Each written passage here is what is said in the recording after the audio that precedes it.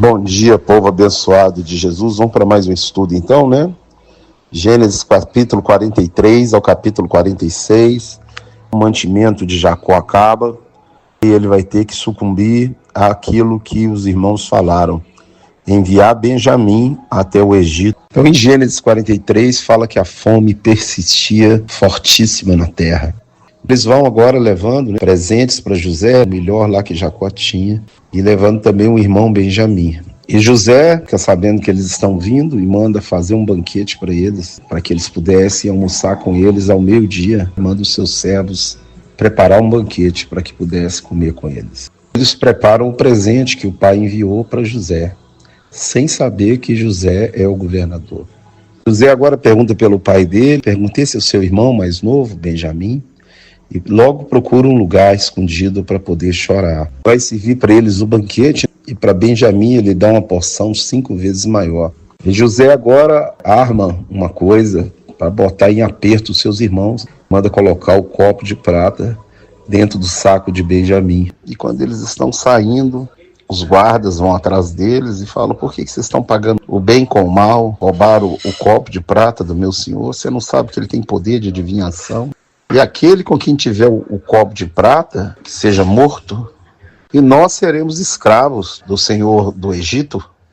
Começaram a investigar o saco, e quando acharam o copo de prata no saco de Benjamim, carregando de novo os jumentos, voltaram para a cidade, para o Egito. Volta para a casa de José. José pergunta: o que é isso que vocês fizeram? E Judá assume a ponta e fala: nós seremos escravos do seu senhor. Longe de mim fazer tal coisa. O homem que foi achado o copo, esse será meu escravo. Judá entra em pânico e começa a justificar com José, sem saber que é José, falando: nosso pai é idoso, e se a gente não voltar com esse é o predileto, é o mais novo, porque o outro morreu, o pai ia descer sepultura. Verso 12 ele fala: porque eu fiquei como fiador. Jesus, o leão da tribo de Judá, é o fiador de uma nova aliança, feita no sangue dele, por amor de nós. Ele pagou a nossa dívida. Ele ficou no nosso lugar. José agora manda sair todos da presença dele, não podia se conter mais, quando ele vai se manifestar aos seus irmãos. Lembra a analogia entre a história de José e Jesus? Em Zacarias 12:10 diz o seguinte sobre a casa de Davi e sobre os habitantes de Jerusalém: derramarei o espírito de graça e de súplica, olharão para aquele a quem transpassaram.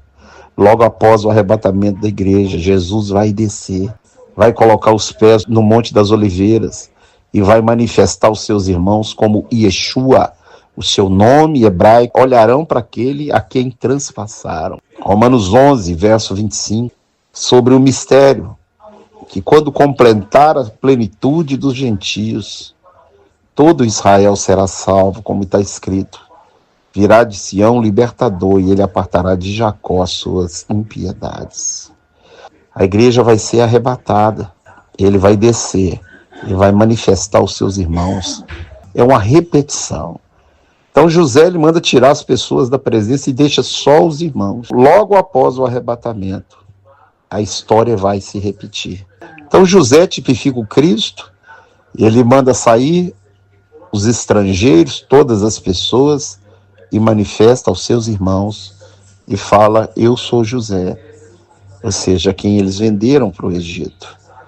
E aquilo que eles intentaram em vender José para o Egito, para ficar livre dele, Deus usou para salvar o mundo da época da fome. E aquilo que aconteceu com Jesus, tudo o que ele passou, serviu para salvação.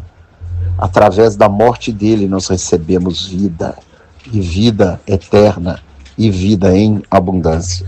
Então no verso 1 fala que ninguém ficou quando José se deu a conhecer aos seus irmãos. Agora ele diz aos seus irmãos: eu sou José e o nosso pai ainda vive. Como que ele está? E os irmãos apavorados, porque José, ele fala para os seus irmãos: é para a conservação de vida que Deus me enviou para aqui. Aquele garoto mimado, aquele garoto sonhador, agora era um governador do Egito, um homem cheio de sabedoria, usado por Deus. E é isso que Deus faz, né? Ele ergue do monturo, ele transforma vidas de dentro para fora. Eu não acredito em ninguém que disse que teve um encontro com Jesus e não mudou nada. José foi transformado em um novo homem. Então Deus, ele está no controle de tudo. Por que Deus permitiu que José fosse encontrar com seus irmãos, sabendo que os irmãos o odiavam? Deus tem propósito na nossa vida. E a nossa vida é que a gente governe junto com ele. Mas para governar com ele, temos que ser transformados e ter um encontro com esse homem, esse chamado Jesus de Nazaré.